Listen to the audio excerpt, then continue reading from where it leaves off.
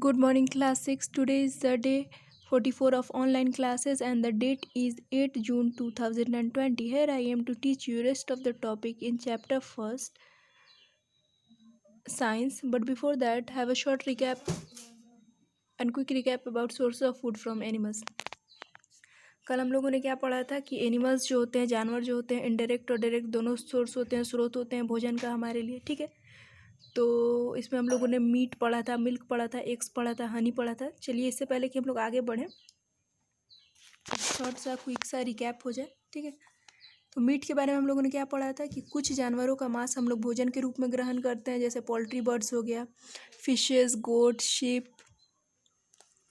ठीक है, कुछ सी क्रिएचर्स भी थे जिनको सी फूड के रूप में हम लोग लेते थे, जो प्रोटीन का बहुत अच्छा सोर्स थे। फिर मिल्क के बारे में हम लोगों ने पढ़ा था कि मिल्क जो होता है वो हम लोगों को गाय, बकरी, भैंस, ये सारे मैमल्स जो हैं उनसे मिलता है। ठीक है, मिल्क को हम लोग एज इट इज़ पीते हैं, लेकिन इसको प्रोसेस्ड करके जो प्रोडक्ट बनाया जाता है, जैसे चीज़ हो गया, बटर हो गया, इन चीज़ों को हम लोग डेयरी प्रोडक्ट के नाम से जानते हैं या मिल्क प्रोडक्ट के नाम से जानते हैं। मतलब मिल्क को प्रोसेस्ड करके जो चीज़ बनता है, जो चीज़ें बनती हैं उनको मिल्क प्रोडक्ट बोलते हैं। मिल्क जो है कैल्शियम का बहुत अच्छा सोर्स है, हम लोग को पता है। एनिमल्स जो है जिनको हम लोग दूध के स्रोत के रूप में जानते हैं, उनको माइल्ड एनिमल्स के नाम से जानते हैं। फिर हम लोगों ने एग्स के बारे में पढ़ा था। अंडा जो होता है वो बहुत सारे जानवरों का फूड के रूप में ग्रहण किया जाता है।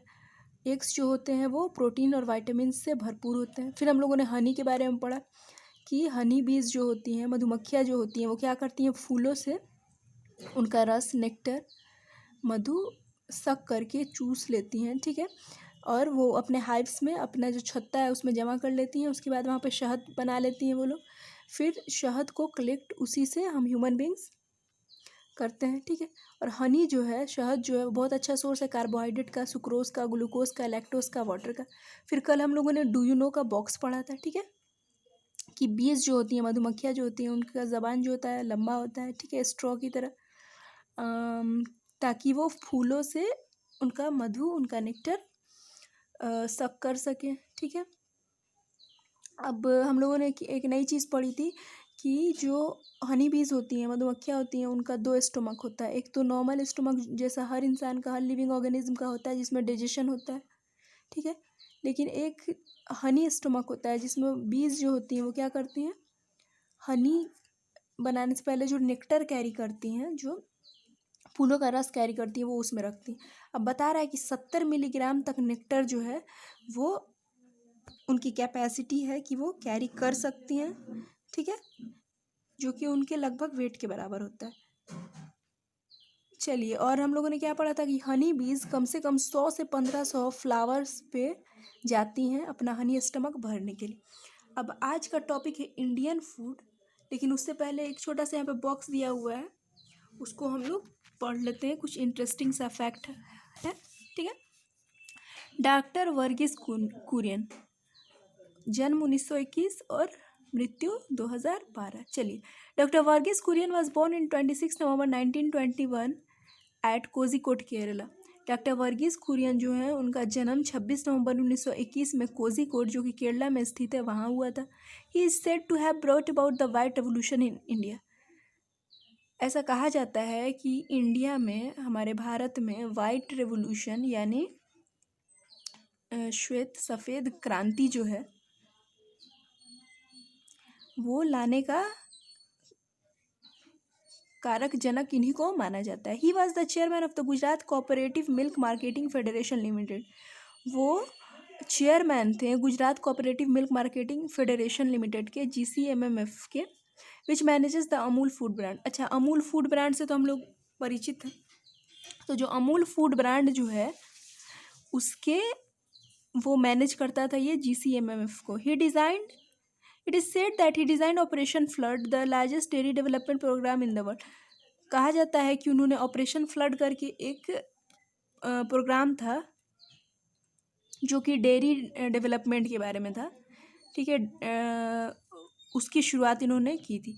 Operation flood help make India the largest milk producer in the world. अब आपको समझ में नहीं आया होगा कि ऑपरेशन फ्लड है क्या, एक प्रोग्राम था। तो इसका काम क्या था, तो इसका काम ये था ऑपरेशन फ्लड का, कि ये इंडिया में क्या किया, इंडिया को लार्जेस्ट मिल्क प्रोड्यूसर इसने बनाया पूरी दुनिया में। ठीक है, समझ आ गया। चलिए अब आज का टॉपिक हम लोग पढ़ते हैं। इंटरेस्टिंग फैक्ट तो कंप्लीट हो गया।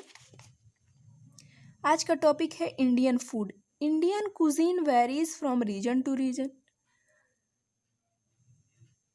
हमारा जो भारतीय भोजन है, ठीक है, वो क्षेत्र दर क्षेत्र बदलता रहता है। Reflecting the different people who live in the subcontinent. Food is an important part of Indian culture, playing an important role in everyday life as well as in festival. बता रहे हैं इंडियन कुजीन जो है वो क्षेत्र दर क्षेत्र बदलता रहता है, और ये अलग अलग जगहों के लोग अलग अलग तरह का भोजन ग्रहण करते हैं, ये हम लोग को पता है। इसको एग्जाम्पल से समझिए, हम लोग नॉर्थ इंडियन हैं, ठीक है, तो हम लोगों का फूड जो होता है, भोजन, सुबह की शुरुआत क्या चीज़ से होती है, ब्रेकफास्ट, रोटी सब्जी वगैरह हुआ, ठीक है ना। फिर लंच में हम लोग चावल दाल सब्ज़ी सलाद खाते हैं, पापड़ अचार जो भी हो गया, ठीक है। फिर डिनर में क्या, फिर वही रोटी सब्ज़ी वगैरह रहता है, ठीक है। तो बता रहा है, और वैसे ही साउथ इंडियंस जो होते हैं उन लोगों का डिनर, ब्रेकफास्ट या लंच ये सब इडली डोसा सांभर ये सब रहता है, ठीक है। तो समझ आ गया कि अलग अलग क्षेत्र के लोगों का अलग अलग फूड हैबिट होता है, अलग अलग फूड चॉइसेस होता है, अलग अलग कुजीन होता है। चलिए, food is an important part of Indian culture. हमारे भारतीय कल्चर का, भारतीय संस्कृति का सबसे इम्पोर्टेंट पार्ट फूड है। हम लोग को पता है कि हम लोग इंडियंस के तौर पे अतिथि देवो भव पे बहुत ज़्यादा हम लोग विश्वास करते हैं। तो जो अतिथि होते हैं, जो मेहमान होते हैं, उनका सत्कार हम लोग क्या चीज़ से करते हैं, आदर भाव से और अच्छे अच्छे खाने सर्व करके, है ना। चलिए,